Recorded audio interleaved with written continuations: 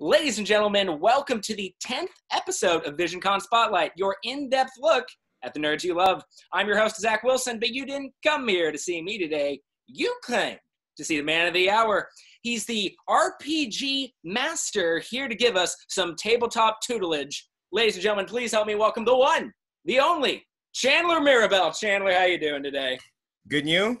Oh, I'm doing dandy as candy, Chandler. Now, we've spoken before about my kind of novice streak when it comes to tabletop gaming and kind of just, that entire genre of gaming. So I did want to start off by, kind of introducing yourself and kind of your experience with the genre, how you got into it, and, maybe somewhere around there, why you think other people should kind of get into it. Okay. Actually, the way I got into it, my dad actually started playing with me when I was 7 years old. So I've been playing for like 20 years. So that's kind of cool. Very first character was a half elven wizard. That in AD&D there was a certain monster that was literally like a living fireball. Right.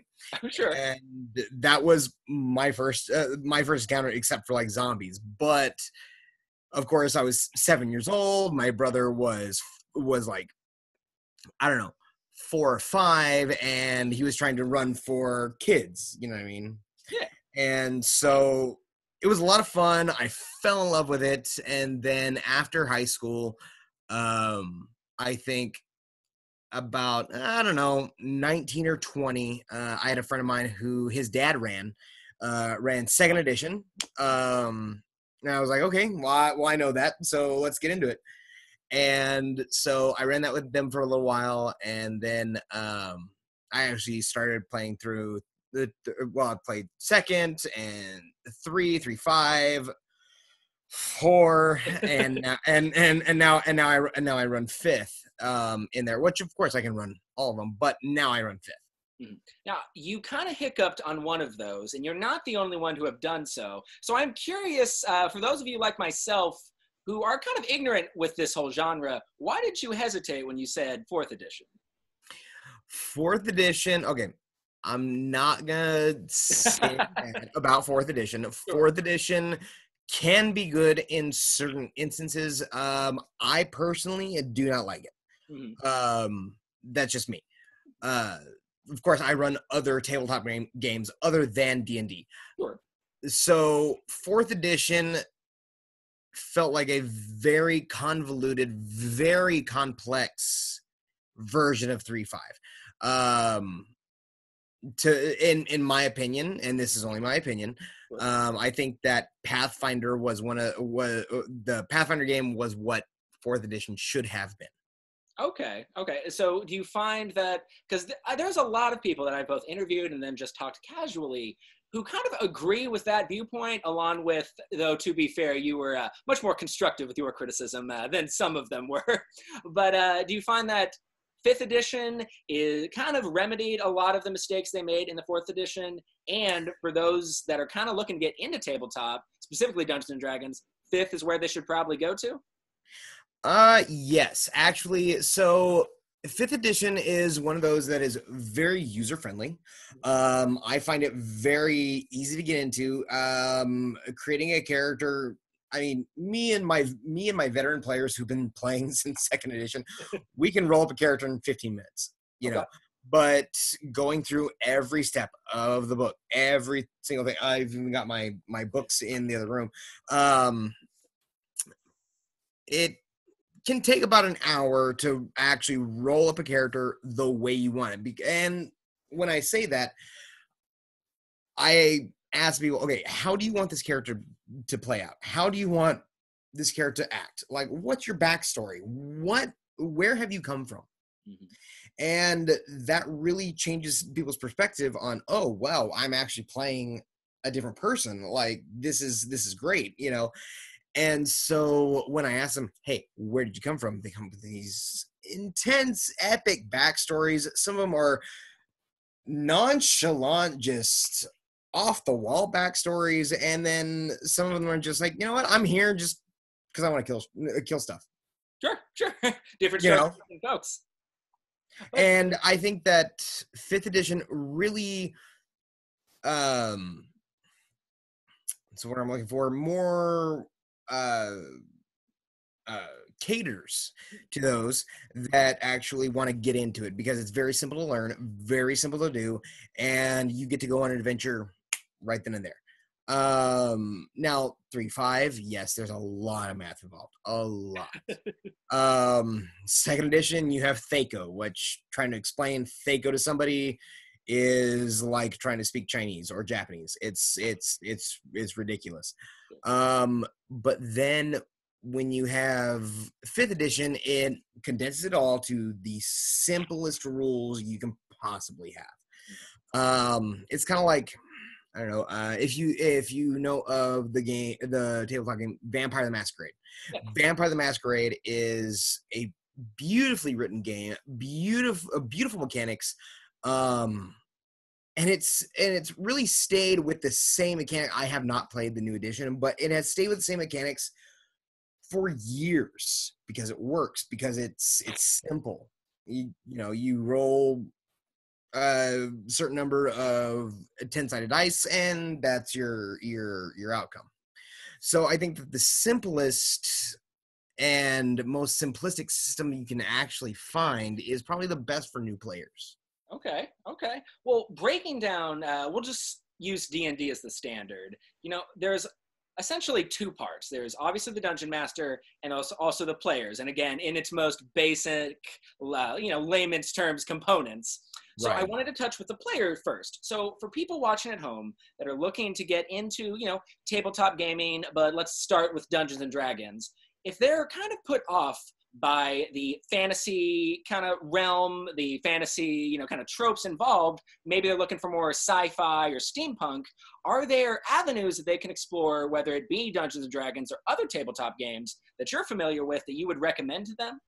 Oh, of course. So first off, within Dungeons and Dragons, there are statistics in the Dungeon Master's Guide for laser guns, Oh, for wow. pistols, for shotguns, for all kinds of crazy stuff.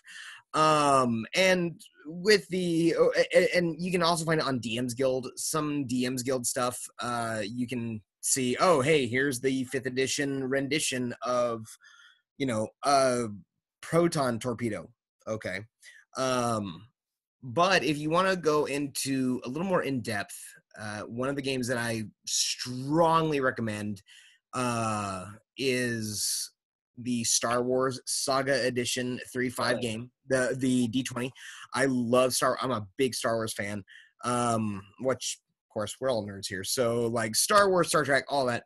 But Star Wars D20 Saga Edition, it gives you the statistics for a Jedi, Sith Lord, clone trooper, battle droid, whatever you want to play. It gives you the stats for that. And and I'll tell you kind of an embarrassing story. My very first Star Wars game, I botched it. Oh Lord, I botched it. It was one of those things that I tried to do an homage to George Lucas, and it was like, calm down. Fair. Do you find, considering botching, that's something I kind of want to explore more. Now, for newcomers, both as a dungeon master or a player, what are some early things that you can avoid so that you can experience the game in its most, longevity setting and not like die immediately? Or if you're a dungeon master, lose your players' interests immediately? Okay. So the simplest answer with that I can give you is that, one, have fun. If you're not having fun, your players aren't having fun. Mm-hmm. Okay. 2, have kind of a line out for a story. Not railroad it, not say, okay, you have the tracks, you have to go this way. Not necessarily that, but if you can have a story put together, have a point A, point B, however they get there, that's their prerogative. But you have those 2 points. And then on top of that, I think the best thing you can possibly do with tabletop gaming is engage with your players. Please engage with your players. Tell them, hey, so this happens, or, you know, you have a certain character that strikes your interest. Even in most of my games, in fact, the game I run on Sunday nights, I have a dragonborn barbarian who actually wants to talk to literally everybody, but he's not the most charismatic person in the world. And with me, I do voices. You don't have to. Nobody has to do voices, accents. Nobody has to do that, but I do. So when he comes up to the barmaid, he says, you know, so what's going on here? And she turns around and says, well, I think that you might be interested in the notice part, just for the simple fact that people actually pinned that 2 days ago, and they're asking 2,000 gold for it. So you might want to check that out, darling. And so it's one of those things. Engage with your players. Find out what they like, what they don't like, what's comfortable with them, what's not comfortable with them. There have been many horror stories on Reddit, YouTube, all that kind of stuff, and I've even experienced some myself, that if you have a player that or a DM that is just not congruative to the group, or not conclusive to the group, that is very hostile, or does something that people don't like, you know, there are some that, you know, there may be a player who is they and them prerogative, stuff like that, and the DM is very against that. Choose your group, choose your players very wisely, and make sure that everybody's having fun. That's the biggest point that I have to bring home, is make sure everybody's having fun. Okay. Well, for the DM that is just starting out, would you advise them, because obviously, as you just displayed, you clearly have years on years on years of experience, both DMing and being a player. So for the novice DM just starting out, would you suggest that they, you know, read some alternative or source materials before jumping in, or would you recommend they just kind of jump into the fray and learn things along the way? Actually, getting your feet wet is good, but you should actually know what's going on, like in a fantasy setting. So, okay, say you want to run for the very first time. You want to run a fantasy game, and you're wanting it a little dark, but you have certain light aspects. You want it to be a happy, heroic ending, but you want the dark, deep, you know, essence that is growing in your chest, that, you know, if I don't succeed, the whole world's going to die. Go read the Lord of the Rings. Go watch the movies. I mean, go watch any movie, book, comic book, even just story you hear from some guy at a bar. I mean, you can use it. I take a lot from Tolkien, J.R.R. Tolkien, who was the writer of The Hobbit and The Lord of the Rings. Take a lot of inspiration from that. I've also taken inspiration from The Last Witch Hunter, the Warcraft movie. I've taken very various stuff from, I don't know, the Theft of Swords book by Robert J. Sullivan. There's different books that I've taken inspiration from, and take it. Who cares if it's copyrighted or not? Nobody cares. If it's your game, that's one thing. If you're going to turn it into a book, that's a different story. But it's your game. Take it. You want to use an alien from Alien vs. Predator? Go ahead. If you want to use Doomsday from Superman? Go ahead. No one's going to stop you. So it's essentially kind of what you make of it?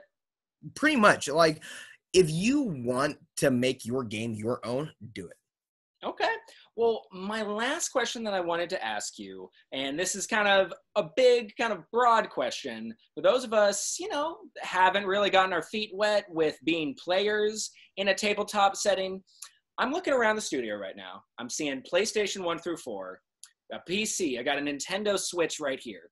In a world where we have all of these avenues available to us to have these pre-made, grandiose universes that we can participate in and explore, why then, in your own opinion, would you recommend this game to people who haven't really ever tried it before? A game that you can add peripherals to and fun voices, sure, but a game in its essence is pen and paper and my imagination. Why would you recommend this type of game when we have all of the avenues I just listed available to us? So, few ways I can go about this.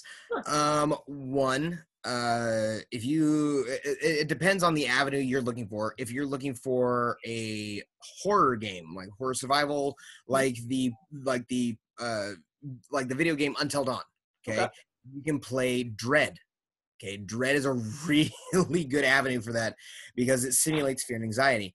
If you're looking for sci-fi, there are Star Trek RPGs, there are Star Wars RPGs, there are all kinds of different avenues. I mean, personally, to me, like, you know, Picard and Janeway were my bread and butter, but that's just me. You can look through different avenues for sci-fi. If you want a superhero campaign, you can do Aberrant, which is a very old game. Yeah, not a lot of people can find it, but if you do, there you go. Or Marvel Heroes. You can do that. I'm actually working on a system kind of off the books for DC using a D10 like the werewolf mechanics. Yeah. But that's just me. So if you want to do fantasy, though, I think of your Skyrim character. Think of your favorite character in the Lord of the Rings. Think of Dragon Dogma, Dragon Age. Think of anything like that that's a fantasy character, even Final Fantasy. Yeah. Become that character, become that storyteller, have that world, and just have fun with it, because if you allow me, you are the deity in that world. You control everything. Okay. You tell them, yes, they can go this path, or yes, they can go this path. You know, it depends on you. Now, the second thing I will do that is that actually, if you allow me, as our closing of this interview goes, I will actually give you a little taste of what my games are like. Sure. I will actually give you a Game Master taste of what's going on. For sure. Okay. Okay. Okay. So imagine yourself walking into an inn. Okay. You walk into an inn and there are people scattered all over this. It's busy, bustling. You see 4 elves off in the left, the left lower corner. They're joking themselves, trying to talk about the hunt that they just acquired. The guy in the left far corner, he is on his 10th tankard of beer. The man over in the right far corner, he's trying to take a barmaid home with him, and you come up to the bar, and it's a giant mahogany bar, just beautiful, beautiful craftsmanship. And you see a high elf. He's wiping a glass, kind of like this, and he says, "Hi, so you're new in town. Can I get you anything to drink? Maybe something to eat? Are you looking for work? You know, if you're looking for work," he motions you closer. He says, "I can tell you, you can either go to the notice part, or I can tell you, I can give you a job that's a little more unscrupulous, if you like that kind of sort." So he also brings out a gem out of his back pocket, and it's this opaque, swirling red, and he says, "Take this to the Dread Captain. Down the alley to the left, you might find her, and you might show her this. She might give you a good chunk of coin, if you know what I'm saying." And he hands it to you. What do you do? Take it and run? Take it and run. Sometimes that's the best option. Oh my God. Okay. All right. All right. I stand corrected. Oh my God. That was compelling. That was nuanced. I could see myself in the world, even though we're clearly in opposite rooms on a Zoom call. That was insane. I'll take if I was wearing a hat, I'd take it off to you. Thank you, thank you. You know, sometime you'll have to come and play one of my games. Just come play. I most certainly will. And for the folks watching at home, before we wrap things up, how can they get a hold of you? Should they have any other questions or would like to play one of your games or, just kind of follow you to see the everyday life of Chandler? Kind of how can people at home kind of just, get in more contact with you? The best way to get a hold of me, if you want to know anything about game, anything like that, is by an email. It is arcadius.gmstory at gmail.com, and Arcadius is spelled ARCHAYDIUS.GMSTORY at gmail.com. You can find me on Facebook. It's Arcadius's Magic Shop, spelled the exact same way. It is Arcadius Magic Shop. You can find me Chandler Mirabal. Just private message me. You can find me on Twitter and Instagram as well, by Arcadius Meadowmere. So that's kind of a little avenue I'm trying to get into, trying to, not be overcome with the giant wave that is, social media. Sure. But if you guys missed any of those, I'm going to have them listed all right down there in the description box. And that's about all the time we got, guys. So before we wrap things up, Chandler, any final thoughts to leave us on? The only final thought I have is I have a theory that is my own, and that is the true way to happiness, that in writing, you have a tool called the hero's journey. If you want to look it up, go look up the hero's journey on Google. But in essence, you have the beginning, the start, the climax where you fight the villain, and the happy ending. Well, if you haven't found your happy ending yet, just keep fighting, because you're the hero in your story. If you haven't found the happy ending yet, your story isn't done. So keep fighting and happy casting. Oof, wow, I got goosebumps. Oh my God. Well, ladies and gentlemen, this has been episode 10 of Visioncon Spotlight. Thank you so much for tuning in, guys. Of course, as always, I'm your host, Zach Wilson, but much more importantly, this has been my special guest, Chandler Mirabal. Just look down the description box below to check out all those links. And until next time, guys, always remember that life's better when you have friends to share it with.